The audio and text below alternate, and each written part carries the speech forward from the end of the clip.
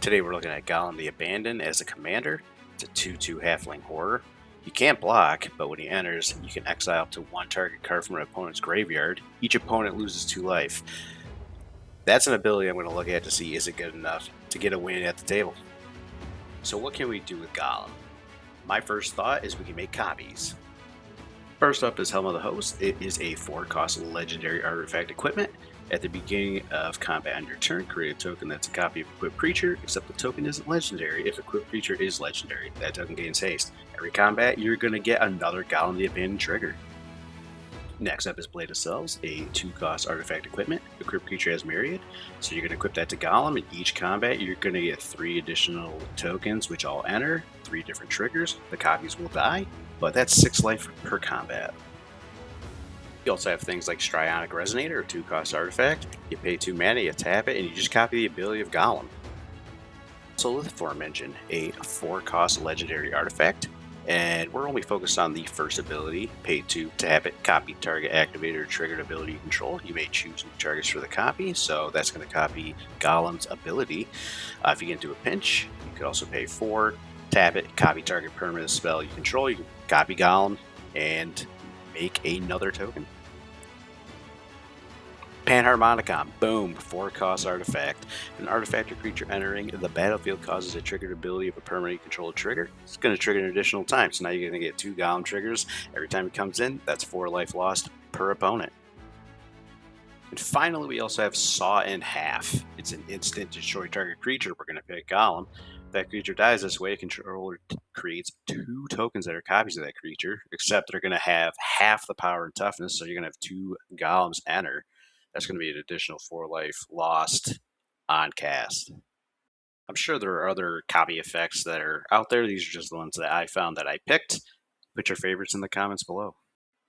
We can also give Gollum the ability to blink or bounce to gain additional triggers. Golden Argosy was the first card that came to mind for me. It's a 4-cost legendary artifact vehicle.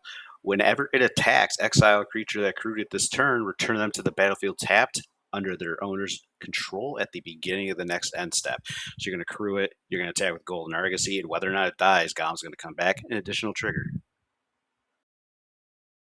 Conjurer's Closet's a 5-cost artifact. At the beginning of your end step, you may exile target creature you control and return that card to the battlefield under your control. So on end step, Gollum will leave, Gollum will come back, 2 more life lost, and you're eliminating their graveyards. Get rid of the problems that are in every opponent's graveyard. Sword of Hearth and Home, it's a 3-cost artifact equipment. Equipped creature gets +2/+2 and has protection from green or white. If the equipped creature can do combat damage to a player, you're going to exile up to 1 target creature you own, probably Gollum. Erratic Portal, another artifact. Pay 1, tap it, return target creature to owner's hand unless its controller pays 1. We're never paying that. You see where I'm going with this?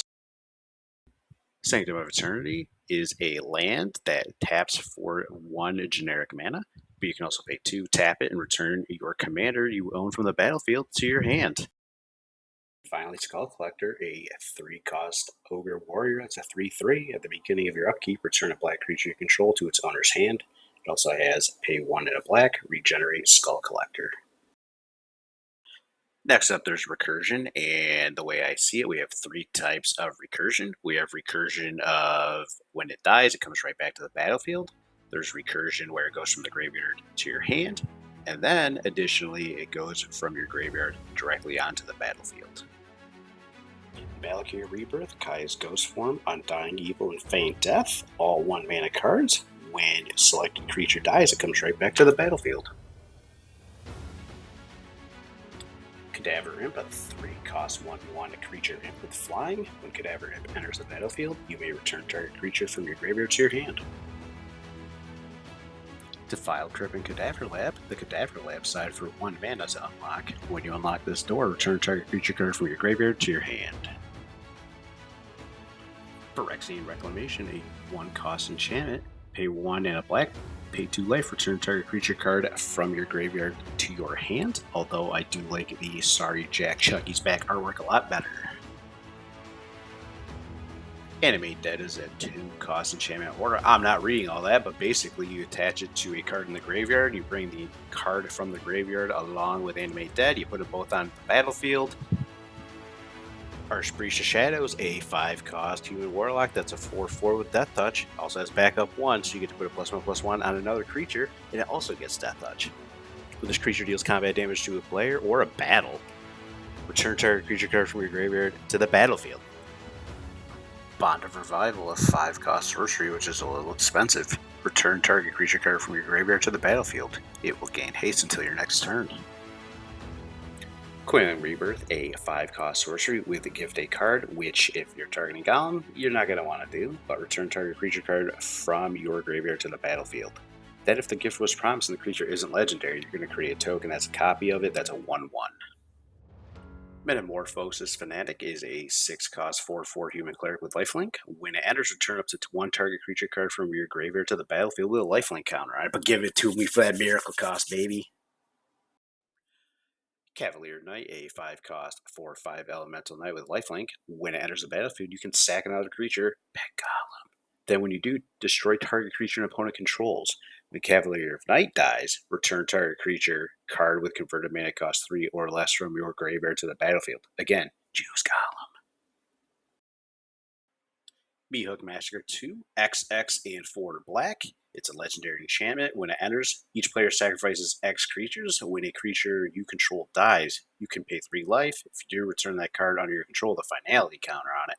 Whenever a creature an opponent controls dies, they can pay 3 life. If they don't, you get that creature under your control with a finality counter on it. You could also do something like Grave or Researcher, a 3-cost troll warlock 3/3. At the beginning of your upkeep, you surveil 1, and then if there are 3 or more creature cards in your graveyard, it becomes prepared, and you cast the Reanimate side, which is a sorcery, and you can put a target creature card from a graveyard onto the battlefield under your control. You lose life equals that card's mana value. And with all this Gollum dying over and over again, your commander's going to get expensive. So we have Campfire, 1-cost artifact. You can pay 1 and gain 2 life, or you can pay 2, tap it, you exile Campfire, and you put your commander you own from the command zone or from your graveyard into your hand, shuffle your library. And finally, Command Beacon. It's a land that taps for 1 colorless, but you can sack Command Beacon and put your commander into your hand from the command zone. Again, it's going to make them cheap again. Next, we have cards that fit into the Life Drained category.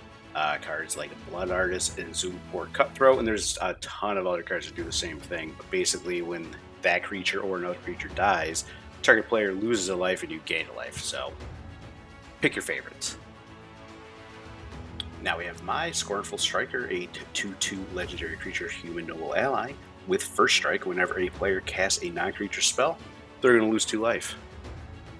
Vran Executioner Thane, a 2-cost 2/2 legendary creature for X and Vampire. Whenever 1 or more other creatures you control die, each opponent loses 2 life, you gain 2 life. This ability triggers only once each turn, so you're going to gain some life. This is kind of where you're paying for some of the cards beforehand, like your Phyrexian Reclamation and things of that nature. Enduring Tenacity, a 4-cost 4/3 enchantment creature Snake Glimmer. Whenever you gain life, target opponent loses that much life. When Enduring Tenacity dies, it just comes back as an enchantment. So, if you're going to gain life, target opponent's going to lose that much life. Just a quicker way to drain the table. Pontiff of Play, a 6-cost 2/7 zombie cleric with Extort. Other creatures you control have Extort. So every spell that you cast, you can pay an extra mana. Everyone will lose a life, and you'll gain that much life. Massacre Worm is a 6-cost 6/5 creature worm. When Massacre Worm enters the battlefield, creatures your opponents control get -2/-2 till end of turn. Completely hoses token decks, especially if they're 1/1s. Whenever a creature an opponent controls dies, that player loses 2 life. So you got a buddy that loves making tokens, it's gonna do a lot of damage to them. For removal, first up, the Saxville Baggins is 2/2 Halfling Citizen. When this creature enters, you may sack another creature or artifact. You're going to pick Gollum. If you do, draw a card and create a treasure token. A Cursed Marauder, 2-cost 2/1 Zombie Warrior. When a Cursed Marauder enters the battlefield, each player sacrifices a non-token creature. So for you, going to be Gollum. Grave Pact and or Dictate of Erebos, they are the same exact card. Feel free to run one or the other, or both. And finally, Meathook Massacre 1 and 2. We've already talked about 2 a little bit, so we'll talk about the first one. It's a legendary enchantment. When Meathook Massacre enters the battlefield, each creature gets -X/-X till end of turn. Whenever a creature you control dies, each opponent will lose one. Whenever a creature an opponent controls dies, you will gain one. And then we come to board wipes. So first up is Toxic Deluge. That's a 3-cost sorcery. It's an additional cost to cast a spell. You're going to pay X life. All creatures are going to get -X/-X till end of turn. One of my favorite board wipes, just to get rid of everything on the battlefield. And also Blasphemous Edict, a 5-cost sorcery. I can pay 1 black rather than pay this spell's mana cost if there are 13 or more creatures on the battlefield. May or may not happen. Each player is going to sack 13 creatures of their choice. Another great board wipe. For the ramp package, we are running Classic Soul Ring, Arcane Signet, Dark Ritual, Culling the Weak, Bantu's Monument, and Jet Medallion will make everything 1 generic cheaper, and Scepter of Eternal Glory will give you 3 mana of any one color as long as you have 3 swamps, which the chances are extremely high that you will. For some additional card draw, we're going to run by Precious, T-Val's Judgment, and Nasty End. And for some hand expansion options, we're going to run Cunning Rhetoric and Gonti, Lord of Luxury. We're going to run through some of the other supporting cards on screen. Tell me what you liked about some of the ideas, what you didn't like. Maybe you ran something different. Did you run artifacts? Did you run equipment? Did you run treasures? Maybe you went Revel into Riches for a win. This deck list and the sideboard will be on Archidekt. Link in the description. If you already have a build that you maybe put on Archidekt or Moxfield or whatever, put it in the comments. I'd love to see your version of this commander. Thanks for watching.